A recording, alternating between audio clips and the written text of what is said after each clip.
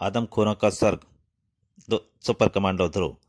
दोस्तों, इस कहानी के पहले दो भागों में आपने पढ़ा कि किस तरह से एक वैज्ञानिक आविष्कार करता है और वो मर जाता है। परंतु ये कहानी अलग चलती है जब भेड़िया मानव एक शहर में प्रवेश करता है और ध्रुव का उससे टकराव होता है। तो ध्रुव पता करने की कोशिश करता है ये भेड़िया मानव और इस तरह के मानव कहाँ से आए हैं। पता करते करते वो लक्षद्वीप पहुंचता है और लक्षद्वीप में जाकर वहाँ उसे जंगल पता लगता है और उस जंगल में प्रवेश करता है तो उसे एक अजगरनुमा जानवर पकड़ लेता है। अब उसके आगे तीव्र विष से भरे नुकीले दांत ध्रुव की तरफ बढ़े। मौत अगले ही मोड़ पर खड़ी थी, लेकिन ध्रुव का दिमाग आजाद था। सांप की सबसे बड़ी कमजोरी उसकी पूंछ होती है।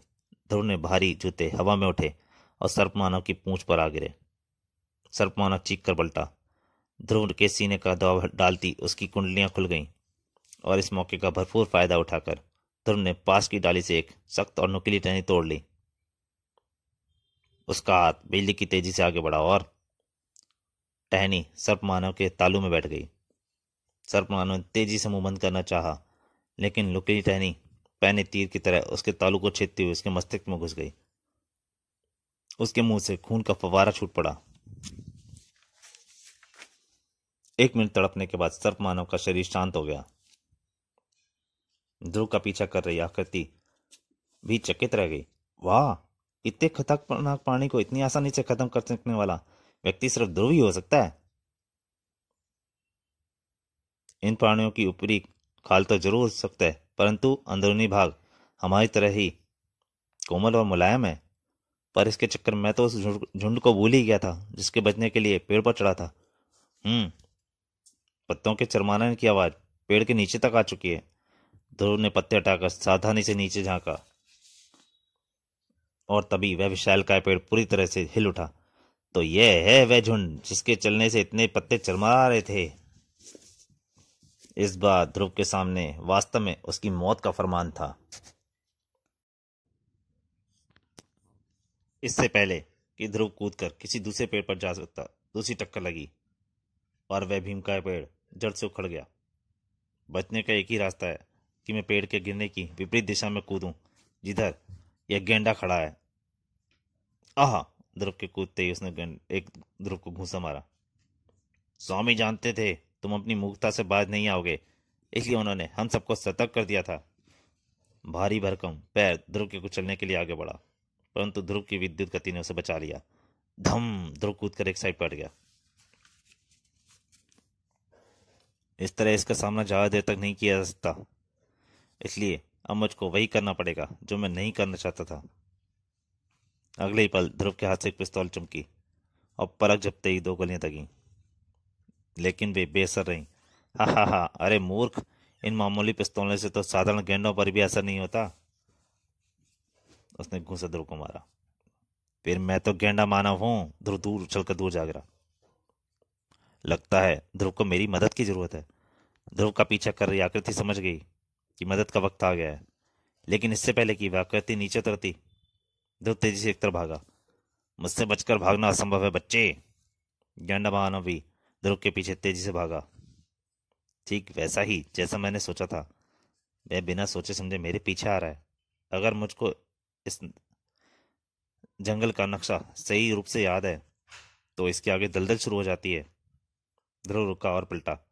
रख गया। हा हा हा! तो तुम शांति से मरना चाहते हो? डरो मत, 1 सेकंड में सब खत्म हो जाएगा। वह ध्रुव को पकड़ने लपका, लेकिन ध्रुव तेजी से एक तरफ हट चुका था। ध्रुव ने टांग अड़ा दी और वो गेंडा मानव सीधे दलदल में जा गिरा। यह क्या? यह तो दलदल है। अपनी सारी अमानवीय ताकतों के बावजूद तड़पता गेंडा मानव का शरीर धीरे धीरे दलदल में गायब होने लगा। और शीघ्र ही दलदली जमीन ने गेंडा मानव को पूरी तरह निगल लिया। ध्रुव फिर से अपनी मंजिल की तरफ बढ़ चला। वाह वाह! मेरे रिवॉल्वर की गोली गेंडे के शरीर में घुसने को बेताब थी। उसके पीछे चल रही आकृति सोच रही थी, पर उसकी जरूरत ही नहीं पड़ी। ध्रुव की मंजिल अब सामने थी। इस घने जंगल में याद आधुनिक इमारत, उसके पहले और उसके पहरे पर गश्त लगाते ये पवन पहरेदार। अगर इस जंगल में कहीं इन प्राणियों का अड्डा है तो वह यही होगा, और इन मानव पैदारों से सिद्ध होता है कि ये प्राणी वास्तव में मनुष्य ही हैं और ये किसी यंत्र के सहारे ऐसे बने हुए हैं। मैं इस तरह के 3 प्राणियों से मिल चुका हूँ। अब सवाल यह है कि वह कौन सी ऐसी वस्तु है जो इन तीनों प्राणियों के पास थी। सोचो ध्रुव, सोचो। परंतु तभी एक घुराहट ने उसकी विचारधारा तोड़ दी। कुर्र, हा हा हा, मिल गया मिल गया। ध्रुव के पीछे एक भेड़िया मानव खड़ा था। ध्रुव संभल भी न पाया था कि तड़ाक, ध्रुव के चेहरे पे घूंसा लगा। आह! ध्रुव थक गया था। वह शायद इससे ना जीत सके, वह आकृति सोच रही थी। ध्रुव वास्तव में थोड़ी थकान महसूस कर रहा था। उसने अपनी तरफ बढ़ता खतरनाक पंजा रोकने तक की ताकत नहीं बची थी कि तभी, 1 मिनट, यह कलाई पर बंधा पट्टा? हाँ, यही तो है वह चीज जो उन तीनों के पास थी। बाएं हाथ की कलाई पर बंधा पट्टा। इस ख्याल ने ध्रुव में एक नई शक्ति का संचार कर दिया था। ध्रुव की ताकत, ध्रुव में द्वार से लड़ने की ताकत आ गई थी और यह शक्ति थी सत्य की, न्याय की, आह, और दृढ़ विश्वास की। उसने भेड़िए को हरा दिया था। भेड़िया मानव में इस शक्ति को सह पाने की ताकत नहीं थी। यह तो गया। अब देखना यह है कि इस पट्टे से क्या रहस्य है। ध्रुव ने पट्टा खोला। धीरे धीरे उसकी आश्चर्यचकित आंखों के सामने भेड़िया मानव सिर्फ मानव रह गया। तो मेरा ख्याल सही था। वहां उस आकृति ने भी ये चीज देखी। वाह, तो यह इन जानवरों का रहस्य है। अब देखना यह है कि यह पट्टा मुझ पर असर करता है या नहीं। ध्रुव ने पट्टे को लॉक करवाया, लेकिन कुछ नहीं हुआ। यानी इस पट्टे के अलावा कोई और चीज भी है जो इनको ऐसा प्राणी बनाती है। अब सवाल अंदर घुसने का है और जवाब है गश्त लगाकर इधर आ रहा यह पहरेदार। तड़ाक! ध्रुव ने एक ही वार में से बेहोश कर दिया। और 2 मिनट बाद जब ध्रुव इमारत की ओर आया तो उसने उसको पहचानना नामुमकिन था। उसने उस पहरेदार की वर्दी पहन ली थी। ओह, वह भेड़िया इधर ही आ रहा है। मिला कहीं नहीं। और ध्रुव बेधड़क अंदर घुसता चला गया। ओह! ध्रुव तो अंदर गया और यह शांतान पहरे पर खड़ा हो गया। इसके हटने का इंतजार करना बेकार है। वह गश्त लगाता पहरेदार जैसे ही मोड़ पर मुड़ेगा, मेरे और निशान ले लेगी। इसकी खाल इतनी मोटी कि गोली शायद असर न करे, लेकिन आदमी या जानवर सबके शरीर में एक ऐसी जगह जरूर होगी जहां गोलियां बेसर नहीं जाती। और वह जगह है आंखें। सैलेंसर लगे रिवॉल्वर से एक हल्की सी पिट की आवाज हुई। निशानेबाज का निशाना हमेशा की तरह अचूक था। वह आकृति तेजी से आगे लपकी। इससे पहले कि पहरेदार वापस आए, मैं इसको ठिकाने लगाकर इमारत के अंदर हो लूं। और दौड़कर वह भी इमारत के अंदर चली गई। लेकिन किस्मत कुछ और ऐसा खेल दिखा रही थी। अरे पीटर, अभी यहीं तो आकर खड़ा हुआ था, कहाँ चला गया? और जमीन पर खून के धब्बे, घसीटे जाने के निशान। ये निशान तो झाड़ियों की तरफ जा रहे हैं। और झाड़ियों के बीच थी भेड़िया मानव पीटर की लाश। अंदर यहाँ तो अत्याधुनिक शस्त्रों की भारी स्टॉक है। इतने हथियार तो एक सेना के लिए भी ज्यादा है। इन प्राणियों का इरादा क्या है? दूसरी तरफ आंख में गोली। सर्प मानव नूरा और गेंडा मानव रासुका भी वापस नहीं आए हैं। इनका सबका सिर्फ एक ही मतलब है कि ध्रुव यहां आ चुका है। ध्रुव इस नई आफत से बेखबर था। शीत कक्ष में रखी बोतलों और जारों की लाइन और ये लेबल, हर हिंसक जीव के नाम की एक शीशी या जार है, सिर्फ सिंह के नाम का जार नहीं है, क्योंकि वह दुनिया में सिर्फ एक ही नरसिंह है और एक ही रहेगा। तो तुम, आप बोल नादान, तो इस वक्त दुनिया के होने वाले शहंशाह के सामने खड़ा है।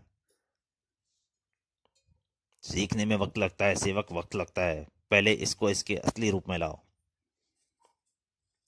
तुम्हारी कलाई पर बंधा पट्टा बता रहा है कि तुम पर इसने असर नहीं किया, हालांकि तुम इसका रहस्य जान चुके हो। तुमको मैं यह सब इसलिए बता रहा हूं क्योंकि शीघ्र ही अब तुम भी हम में से एक बनने वाले हो। इन बोतलों में वे सूक्ष्म जीवाणु कैद हैं जिनको वैज्ञानिक जीन्स कहते हैं। इन जीन्स के एक बार मानव शरीर में प्रविष्ट होने के बाद जब यह पट्टा पहनाया जाता है तो इस पट्टे से लगे यंत्र उन जीवाणुओं को सक्रिय कर देते हैं और फिर जब तक यह पट्टा चालू रहेगा मानव पशु मानव बना रहता है। अब तुम बताओ, तुमने भेड़िया मानव पीटर की आंख में गोली क्यों मारी? गोली? मैंने उसे कोई गोली नहीं मारी। खैर, मैं तुमसे खुश हूं। आज से तुम मेरे मुख्य सहायक बनकर रहोगे। चकीरा, इसको बाघ के जीन्स पिलाओ। हा हा हा हा हा। एक बार जीन्स इसके शरीर में प्रविष्ट हो गए तो फिर यह हमेशा के लिए हमारा गुलाम बन जाएगा। आदमखोरों की भीड़ से गिरा असहाय ध्रुव। लेकिन फिर क्या हुआ? वह ध्रुव के पीछे परछाई की तरह लगी आकृति कौन थी? जानने के लिए पढ़िए खून जमा देने वाला दूसरा और अंतिम भाग, स्वर्ग की तबाही। दोस्तों, अगर आपको ये कॉमिक अच्छी लगी हो तो मेरी आपसे एक ही प्रार्थना है कि इस कॉमिक को लाइक कीजिए, और हो सके तो चैनल को सब्सक्राइब कीजिए और वीडियो को ज़्यादा से ज़्यादा शेयर कीजिए, ताकि मैं और अच्छी अच्छी कॉमिक बनाने की कोशिश कर सकूं। धन्यवाद।